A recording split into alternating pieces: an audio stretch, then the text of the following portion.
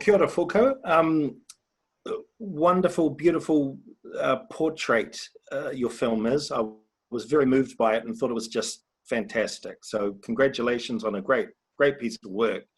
I think I just want to start by asking you about your background, because I learned that you have made a lot of music documentaries, and music sort of features in this. Well, it actually does feature quite heavily, doesn't it, really, when you think about it? So, yeah, maybe just a bit of your background in music. I'd be really interested to start there. Yeah, so I'm originally from the Netherlands, but in the early 90s I moved to Scotland to study there, initially postgraduate study, and then ended up in the media industry, in the television industry. I worked for the BBC for quite a long time. Initially started off as an editor and then became a director, producer director. And yeah, a lot of things I directed were music based. They were documentaries about musicians, and or music in itself was just very important within the documentaries. Even as an editor, your choice of music is obviously has a massive impact on what the actual film is going to look like. So when I came across Brantley, who features in this documentary, when I found out he was actually a composer and he was actually doing his own music, obviously that really helped me. It's great to have a thread through a documentary, and yeah, it sets the mood.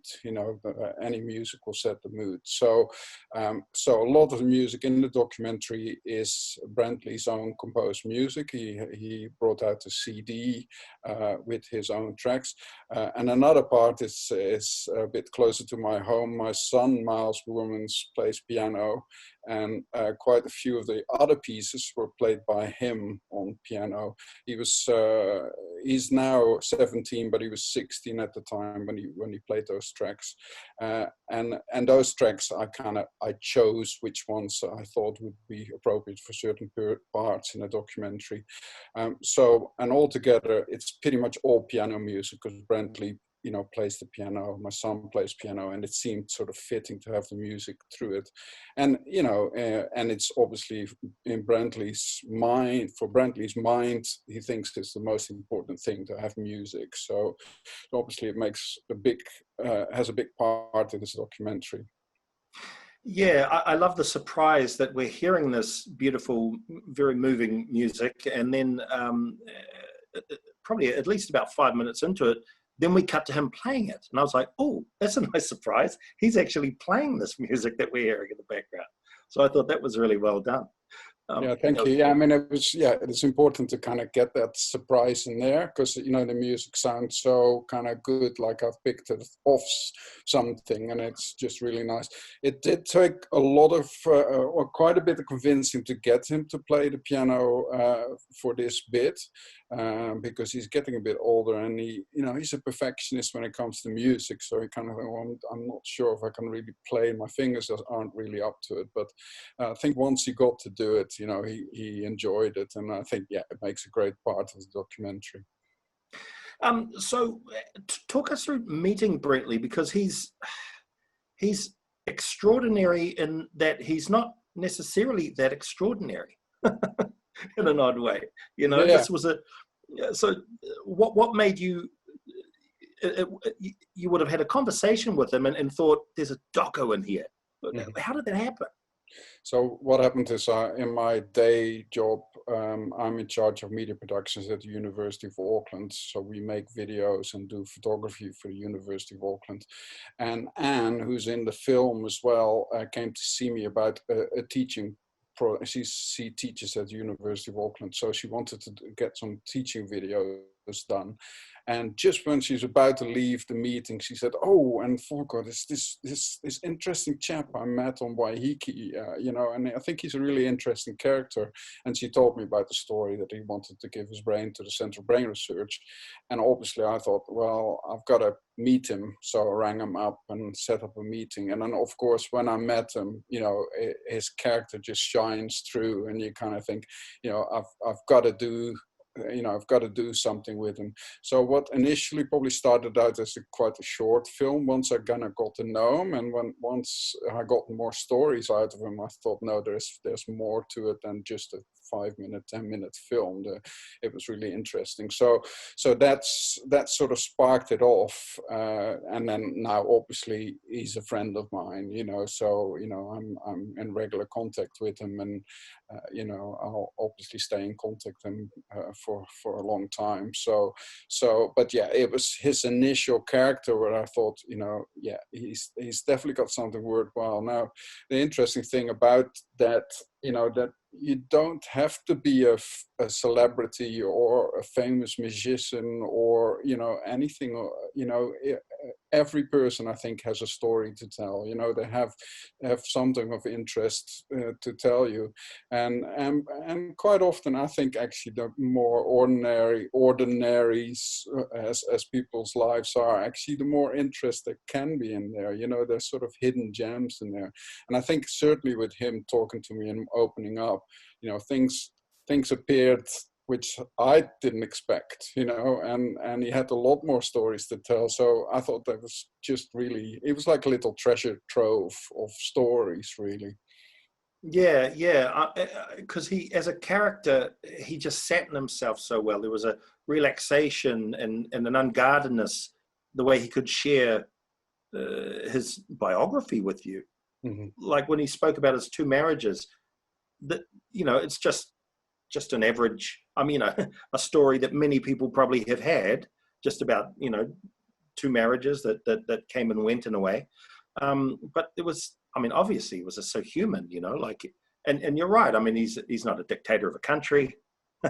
He's not some crazy inventor or anything like that. He's just a man, and it was just beautiful to I was just really pulled in by the intimacy of that and the relatability of that. Yeah, no, and he doesn't care either. He doesn't care that he calls himself. He's got a lovely theory. He calls himself a sooner.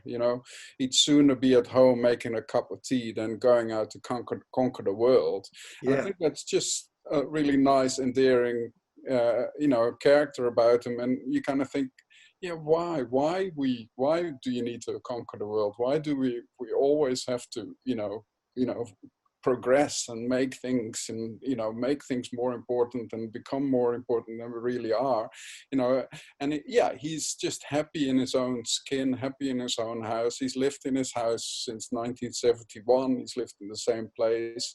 He knows he's gonna die there. He does say he'd rather die in a hospital, because then he'd be closer to the central brain research for the transfer of his brain. But you can see he's just really sort of happy in his skin, and and he says he thinks he's an ordinary man, but he's not. He's got too much to tell, too many interesting stories to tell, and it just sort of defines the term ordinary. What does ordinary really mean? Everybody is extraordinary in their own kind of way. Well, that's right, because it's not like there's a lot of antagonism coming at him that's pulling out his character or anything like that. We're just sitting with him and hearing him speak, and it's really beautiful. When I asked about the music documentaries, what sort of music was it? All over the map, or were you kind of rock, or what were you going for? What were you covering a lot? Well, it was a mixture of stuff. I did a documentary about South by Southwest, which is a music industry festival in Austin, Texas. I followed 15 Scottish bands who went over there to try and make it big in the industry. So that was a sort of more indie kind of thing. But I've also did a documentary about Mark Knopfler. Oh, wow. Visit Mark Knopfler. So, and then I did one about Bobby Gillespie, who's well known from Jesus and Mary Chain, for instance. So it was a variety of music, and I'm still to do my music passion is jazz, and I'm still to do a jazz documentary. That's the kind of thing I want to do. I do have a person in mind who plays jazz, who might have an interesting story to tell, but I still need to kind of see if I can persuade him to do it. Well, I ask it about the music there because in this one, I mean, he's a musician and everything, and we talked about how relaxed and how unguarded he was. But there, you know, you filmed it with a lot of restraint too. Like you understood your uh, character and really didn't have to over complicate it or overshoot it. You just got some really nice compositions. Let him sit there and tell a story. So, you know, the packaging he sat in was very reflective, and it did bring me into that headspace. Really helped bring me into that headspace, I thought. Yeah, and it was important to sort of reflect that, you know, he lives a simple life, so why would you go fancy? Yeah. It was a mixture of, most of the camera work was done by Jethro Martin, who used to work for me, but I did some of it myself, depending on what happened. But, you know, we kind of tried to keep it as low-key, as uncomplicated as possible, because that kind of reflects his lifestyle and the way it do, you know, and His again, rhythm, his daily yeah, rhythm. Yeah. rhythm. Yeah, and you know, sort of a slow-moving documentary, I guess you could call it, but that's fine because that's what his life is, you know. And for me, it's been really interesting to make because, you know, I come from a TV background. I've done a lot of documentaries, and they, you know, because you've got an audience to look for and you've got, dare I say, the executive producers to deal with. You know, you always have to compromise in some ways. And in this case, I just went, no, I just want to make the documentary which I think works best and works best for Brantley. I'm not really, you know, not really fussed whether, you know, whether it gains a big audience or whether it pleases people. You know, I think I'm at this, you know, I've done so many of this, I kind of think, you know, I'm comfortable to think, well, the way I'm telling the story is the way I think it should be told. And that's been quite relief. You know, I have nothing to prove with the documentary. You know, it's been a documentary I made in my own time, you know, and that's why it took me a year and a half to make, because obviously I've got a day job, you know, so I've got to do it on my own time. But that's been kind of really nice about it, that you know, I didn't have to prove anything. I just made it at the pace, at his pace, as Brantley's pace, to be honest. And I think that shows in the documentary. Oh no, definitely, no, definitely. The brain, the fact that he wants to give his brain, he tells a story of being at a university and there were brains on display, and he picks one up, and it was a spiritual moment. It's such a strange spiritual anchor, isn't it, for that this documentary has in the middle of it, which I don't think I've quite worked out, but I don't think I need to. It's just, it's a personal experience he had that had meaning for him, and yeah, I found that really just really, that Yeah, pulled it's me in really too, got me thinking. interesting. It's interesting to think, you know, you can have a revelation about something which is, you know, which is not a big god in the sky or light coming. You know, it can be quite something, you know, just the fact of giving, I think that's what it's about, you know, giving and somehow having a lasting impression, you know, on the world. I think that's probably another reason why he's done that. I mean, I see in one of the comments, one of the things that I find a bit of a heartbreak, and I see it in one of the comments here as well, is that, you know, obviously, you know, it is a little bit of shame that this festival is online, because obviously one of the reasons I picked the Dog Edge Festival to premiere it is because it was a local festival, and I kind of had this image in mind of Brantley walking on the red carpet, you know, to the opening of the film, and obviously that's a little bit of a shame that didn't happen. We did have a little screening here at the university. You know, there's a little screening room, so we had a little private screening there of the film.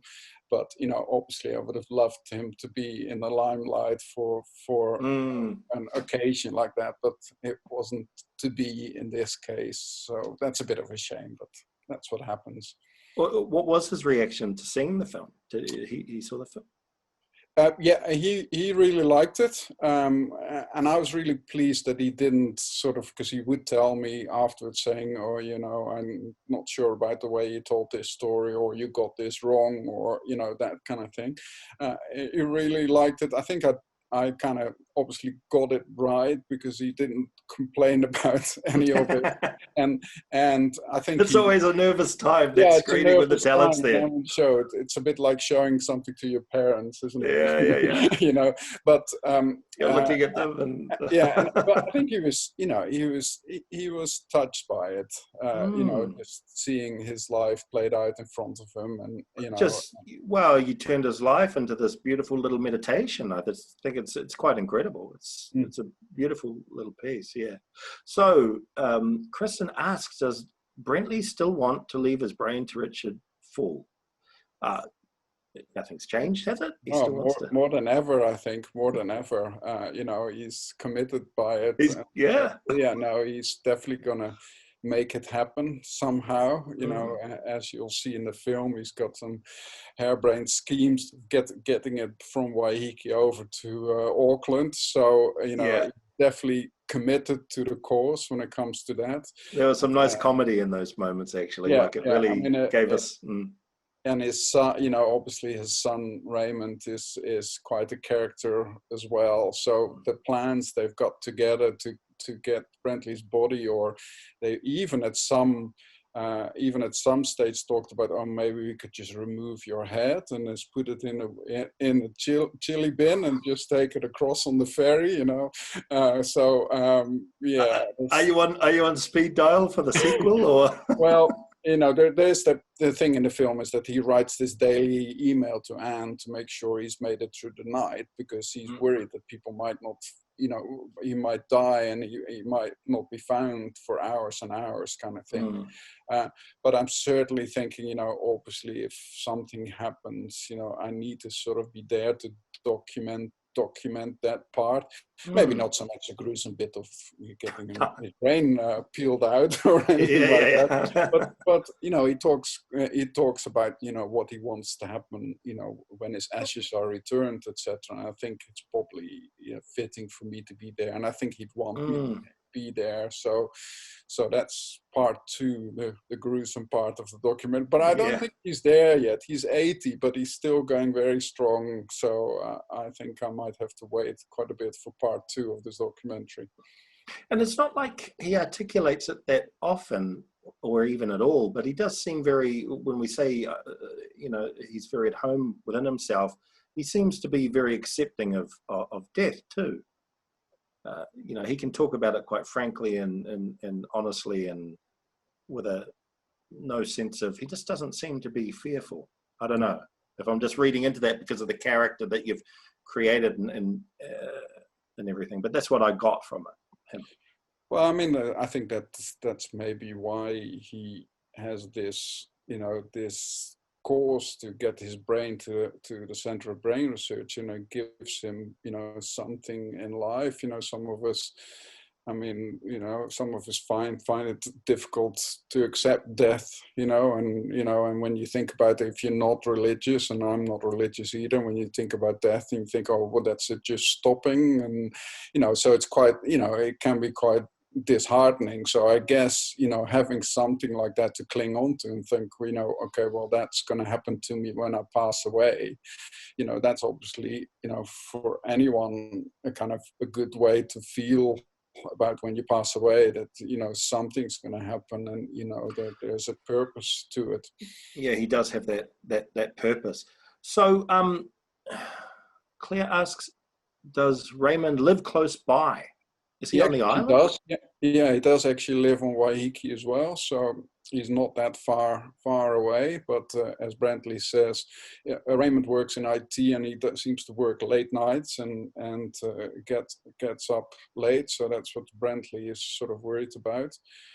His other son, Stephen, who was you know, left when his first wife left him, or his first wife took him with him.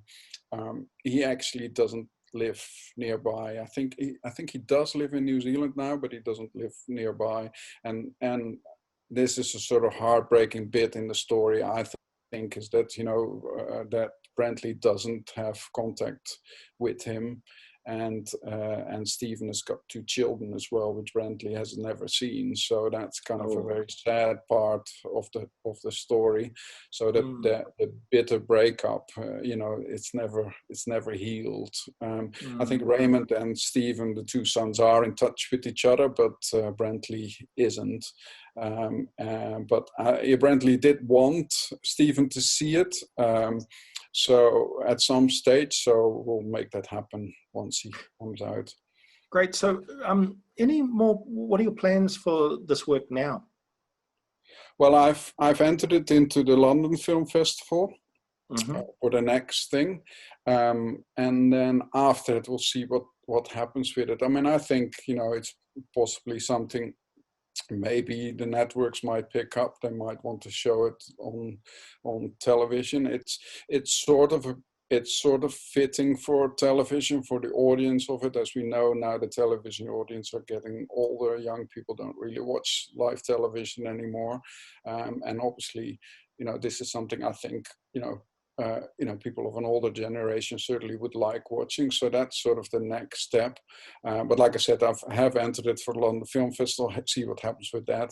And then I think at some stage I'll just release it open to the public. Again, I'm not here in it for the money or to fame or anything like that. I like just people to be able to watch it. So apart from that, I get pestered by my family in the Netherlands and my friends in the UK. Can we see this? Can we see this? Yeah, what are you doing?